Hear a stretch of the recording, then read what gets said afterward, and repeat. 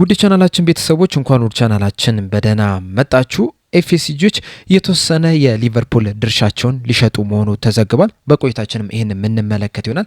እናንተም እስከ መጨረሻው ደቂቃ ድረስ አብራችሁ ቆይታችሁ እንድትከታተሉት ያላችሁን ሀሳብ አስተያየት ኮሜንት ሴክሽን ላይ በመጻፍ እንድታሳውቁኝ፣ ሰብስክራይብ፣ ላይክ፣ ሼር እያደረጋችሁ ቻናሉ ቤተሰብ እንድትሆኑ እንደዚሁም ዲስክሪፕሽን ላይና ኮሜንት ሴክሽን ላይ በሚገኙ ሊንኮችም ተጠቅማችሁ የቴሌግራምና የኢንስታግራም ቻናላችንን እንድትቀላቀሉ በአክብሮት እጠይቃለሁ።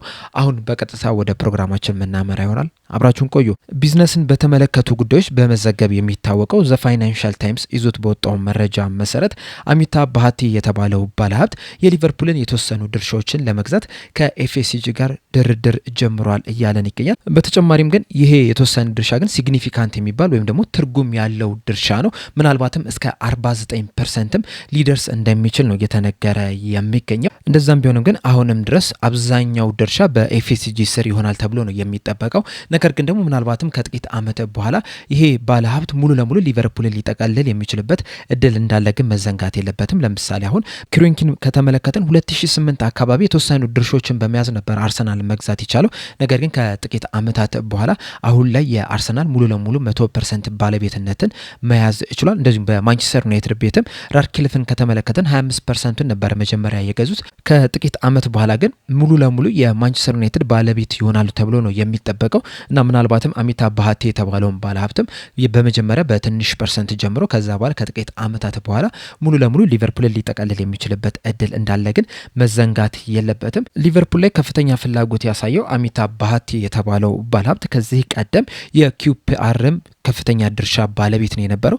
ነገር ግን በዛሬው ዕለት ኪውፒአሮች ራሳቸው እንዳሳወቁት ከሆነ አብዛኛውን ድርሻ ለሌላኛው ባለሀብት ለሩቢን እንደሸጠ ነው እየተነገረ የሚገኘው።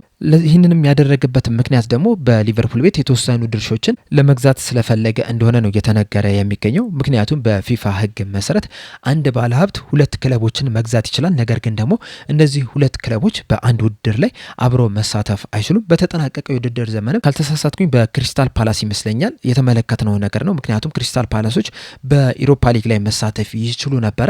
ነገር ግን ባለሀብቱ ሁለት ክለቦች በኢሮፓ ሊግ ላይ ስለተሳተፉበት ክሪስታል ፓላሶች በኮንፈረንስ ሊግ ሊሳተፉ ይችላል። በእርግጥ በስተመጨረሻ የኮንፈረንስ ሊግ አሸናፊ ሆኗል። ነገር ግን በኢሮፓ ሊግ መሳተፍ ይችሉ ነበረ።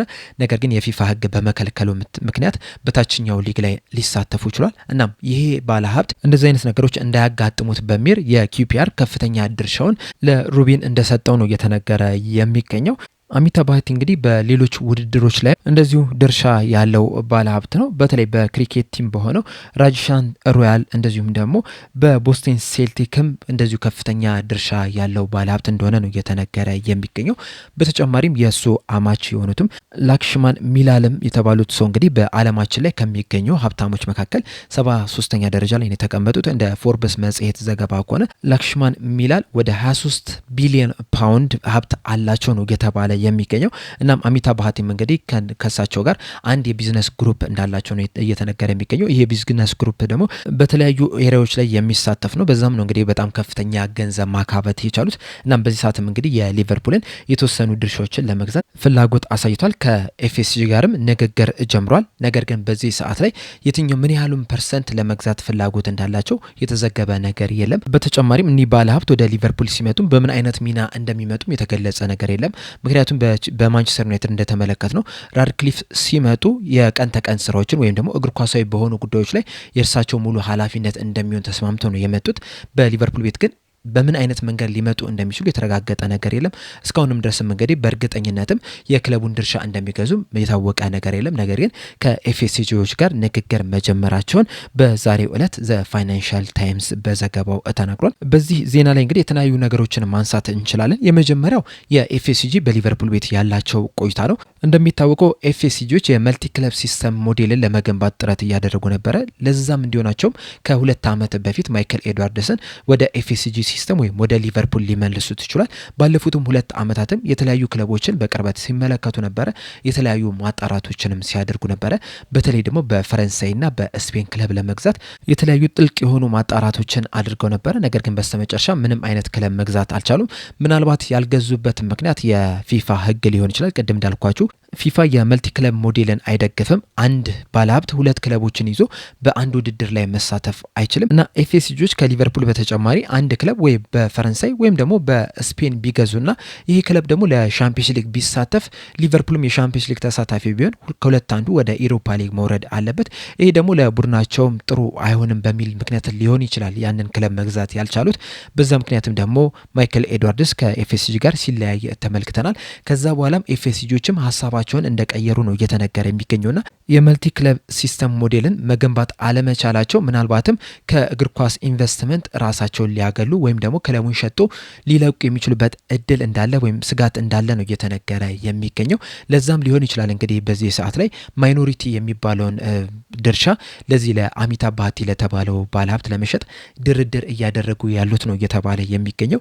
በተጨማሪም ደግሞ በዚህ ሰዓትም እንግዲህ ሊቨርፑሎች በዝውውር መስኮት ላይ ያን ያህል ጠንካራ የሚባል እንቅስቃሴን እያደረጉ አይደለም የሚገኘው እና ምናልባትም ይህንን ድርድር እያደረጉ ሊሆን ይችላል ተጫዋቾችን እያስፈርሙ ያልሆኑት የሚሉ ነገሮችንም እየሰማን ነው የምንገኘው። ነገር ግን ደግሞ ያን ያህል ኢፌክት ይኖረዋል ብዬ አላስብም። ቢያንስ ለዚህ የክረምቱ የዝውውር መስኮት ክለቡን ቢሸጡት እንኳን ራሱ ትልቅ ተጽዕኖ ይኖረዋል ብዬ አላስብም። ምክንያቱም ተጫዋቾችን ባስፈረሙ ቁጥር የክለቡ ቫሊዩም በዛው ልክ እየጨመረ ነው የሚሄደውና ለዛ ምክንያት ይሆናል ብዬ አላስብም። ነገር ግን ደግሞ ለቀጣይ የዝውውር መስኮቶች ግን ትልቅ ተጽዕኖ ይኖረዋል ተብሎ ይጠበቃል። ምናልባት እንግዲህ ይህንን ማይኖሪቲ ራይት እየሸጡ ያሉት ወይም የተወሰነ ድርሻውን እየሸጡ ያሉት የክለቡን ቫሊዩ ለመጨመር ሊሆን ይችላል። ከዚህ ቀደምም እንደተመለከትነው ኤፍኤስጂዎች የሊቨርፑልን የተወሰኑ ድርሻዎችን በመሸጥ ክለቡ ከፍተኛ ቫሊዩ እንዲኖረው ሲያደርጉ መመልከት ችለናል እና ምናልባትም አሁንም ተመሳሳይ ነገርን እያደረጉ ሊሆን ይችላል። ለአሚታ ባቲ በመሸጥ የክለቡን ቫሊዩ ለመጨመር ጥረት እያደረጉ ሊሆን ይችላል። እንደዚሁም ደግሞ በክለቡ ላይም ተጨማሪ ኢንቨስትመንትን ለመጨመር ክለቡም የተለያዩ ምርጥ የሚባሉ ተጫዋቾችን እንዲያስፈርሙ ለማድረግ እንደዚሁም ከሜዳ ውጭም ክለቡን ጠንካራ ለማድረግ ሊሆን ይችላል ይህንን ድርሻ እየሸጡ የሚገኙት። ከዛ በተጨማሪም ግን ከዚህ ቀደም በወጡት ዘገቦች መሰረት ኤፍኤስጂዎች በአሜሪካ የባስኬትቦል ፍራንቻይዝ ውስጥ ክለብ ለመገንባት ወይም ደግሞ ክለብ ለመግዛት ፍላጎት አላቸው። ያንንም ለማድረግ ደግሞ አንድ ባለሀብት ከ8 እስከ 10 ቢሊዮን ፓውንድ የግድ ያስፈልጓልና ያንን ገቢ ለማግኘት ሊሆን ይችላል የሊቨርፑልን የተወሰኑ ድርሻዎችን ለመሸጥ እያሰቡ የሚገኙት። ምክንያቱም ሊቨርፑል በፎርብስ መጽሔት ዘገባ መሰረት ከሆነ 6.2 ቢሊዮን ፓውንድ ቫሊዩ አለው ነው የሚባለውና የተወሰኑ ድርሻ ከሸጡ ምናልባትም 49%ን የሚሸጡ ከሆነ ወደ 3 ቢሊዮን አካባቢ ገንዘብ ማግኘት ይችላሉ። ከዛ ላይ ጨምሮ አንድ የባስኬትቦል ክለብ ለመግዛት ፍላጎት እንዳላቸው ነው እየተነገረ የሚገኙና ምናልባትም ለዛም ሊሆን ይችላል ይህንን የተወሰነ ድርሻ እየሸጡ የሚገኙት። በአጠቃላይ ግን የነዚህ ባለሀብቶች ወደ ሊቨርፑል የሚመጡ ከሆነ የራሱ ስጋት አለው። በዛው ልክም ደግሞ የሚሰጠው ጥቅምም ሊኖር ይችላል። በስጋቱ ስንጀምር እንግዲህ እነዚህም ባለሀብቶች አናቃቸውም። በእርግጥ በኪውፒአር ቤት ላለፉት 19 ዓመታት በባለቤትነት ሲያስተዳድር መቆየት ችሏል። ነገር ግን ደግሞ በኪውፒአር ቤት የሆነ ነገር ስለሰራ ወደ ሊቨርፑል መጥቶ ያንን ይሰራል ማለት አይደለም። እናም የማይታወቅ ባለሀብት ነው እየመጣ የሚገኘው። ምናልባትም ኤፍኤስጂም የባሰም ሊሆን ይችላል፣ ምናልባትም ደግሞ የተሻለም ሊሆን ይችላል። በተለይ ደግሞ ኤፍኤስጂዎች ከሚታሙባቸው ነገሮች መካከል አንዱ በዝውውር መስኮት ላይ ነውና ምናልባትም ከኤፍኤስጂም የባሰም ሊሆን የሚችልበት እድል አለ። ያም ትልቅ ስጋት ነው። በተጨማሪም ኤፍኤስጂዎች የሚደነቁበት አንድ ሞዴል አለ። በተለይ ተጫዋቾችን በሚያዘዋውሩበት ሰዓት ለሁሉም ትልልቅ ገንዘቦችን አያወጡም። በእርግጥ አንዳንድ ተጫዋቾች ላይ ማውጣት እያለባቸው ሳያወጡ ቀርተው ሊቨርፑሎች የተቸገሩባቸው ጊዜያቶች አሉ። አሁን ለምሳሌ በባለፈው የክረምት ዝውውር መስኮት ሊቨርፑሎች 6 ቁጥር ቦታ ላይ እንደዚሁም ደግሞ የተከላካይ ስፍራ ቦታ ላይ ተጫዋችን ማስፈረም እንዳልነበረባቸው በተደጋጋሚ ስንናገር ነበር። ነገር ግን ያንን ሳያደርጉ ቀርቷል። ከዛ በፊትም ተመሳሳይ ነገሮችን ሲያደርጉ የተመለከትንበት ሁኔታ አለ። ያ በከፍተኛ ሁኔታ ሲያስወቅሳቸው ነበረ። ከዛ ውጪ ግን በተለይ ለተጫዋቾች ዝም ብሎ ትልቅ ገንዘቦችን አያወጡም። ይልቁንስ በጣም ጥናት አድርገው በጥሩ ሁኔታ በጥሩ ገንዘብ ተጫዋቾችን አስፈርመው እነዛን ተጫዋቾች ደግሞ በጣም ምርጥ ሲሆኑ መመልከት ይችላል። አሁን ለምሳሌ እነ መሐመድ ሳላን ከተመለከታችሁ በጊዜው በጣም ውድ ባልሆነ በ35 ሚሊዮን ፓውንድ አካባቢ በሚጠጋ ገንዘብ ነበረ ማስፈረም የሚቻሉት።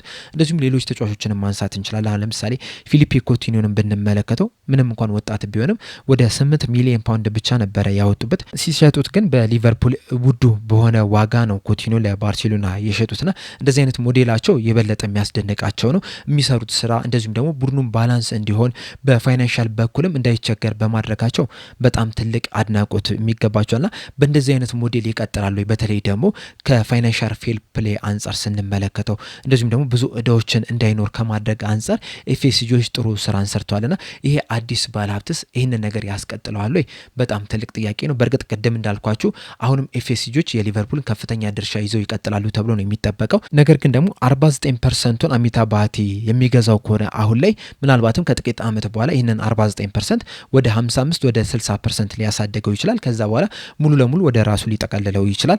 እንደዚሁም ደግሞ ምናልባትም አሁን ላይ ሲገዛም የስፖርታዊ ሁኔታዎችን እሱ ሊያስተዳድር የሚችልበት እድል አለና ያንን የሚያደርግ ከሆነ ደግሞ ምን አይነት ሞዴልን ይጠቀማል የሚለው ላይ በጣም ትልቅ ስጋት ሊኖር ይችላል። ምክንያቱም እስካሁን ድረስ ስላላየ ነው ጥሩ ነው ወይስ አይደለም የሚለውን ነገር ለመፍረድ ትንሽ ያስቸግራል። ኤፍኤስጂዎችን ግን በደንብ ስለምናውቃቸው የሚሰሩትን ስራ በደንብ ጀጅ ማድረግ እንችላለንና የማታውቁት ነገር ሲመጣ ሁልጊዜም ጀጅ ለማድረግ ስለሚያስቸግር ያ ስጋት ውስጥ ሊከት ይችላል። በዛ ተቃራኒ ግን ምናልባትም ይሄ ጥሩ ዜና ሊሆን ይችላል፣ ተስፋም የሚሰጥ ሊሆን ይችላል። ምክንያቱም ኤፍኤስጂዎች ከዚህ ቀደም በተደጋጋሚ እንደተመለከትናቸው ተጫዋቾችን ማስፈረም ባለባቸው ሰዓት ሳያስፈርሙ ቀርተው ክለቡ ሲቸገር መመልከት ይችላል። በተለይ 2021-22 የውድድር ዘመን ላይ የተከሰተውን ነገር ሁላችንም እናውቃለንና እንደዚህ አይነት ነገሮች ላይ ችግር አለባቸው። ምናልባት ይሄ አዲሱ ባለሀብት ከመጣ ይህን ነገር ሊቀርፍ የሚችልበት እድል አለና የራሱ ጥሩ ጎን አለው፣ የራሱ መጥፎ ጎን አለው። እንደዛም ቢሆንም ግን ኤፍኤስጂዎች እንግዲህ ከአሚታብ ባቲ ጋር የተወሰኑ ድርሻዎችን ለመሸጥ ድርድር እያደረጉ ነው የሚገኙት።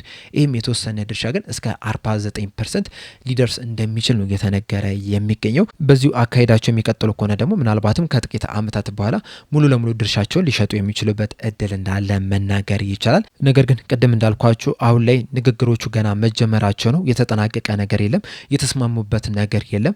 ምናልባትም ሀሳባቸውን ቀይሮም ይህንን ድርሻ ላይሸጡ የሚችሉበት እድል አለ። ምክንያቱም ከዚህ ቀደም በተለይ 2022 23 24 አካባቢ ክለቡን ይሸጡታል ሲባል ነበረ። እንደዚሁም ከአረብ ባለሀብቶች ጋርም ድርድር አድርጓል የሚሉ መረጃዎችንም ስንሰማ ነበርና በሰዓቱ ሊቨርፑል ሊሸጥ ነው ሲባል ነበር። ነገር ግን ሙሉ ለሙሉ መሸጣቸውን እትተው የተወሰኑ ድርሻዎችን ሲሸጡ መመልከት ችለናል እና አሁንም ተመሳሳይ ነገር ሊያደርጉ የሚችሉበት እድል አለ።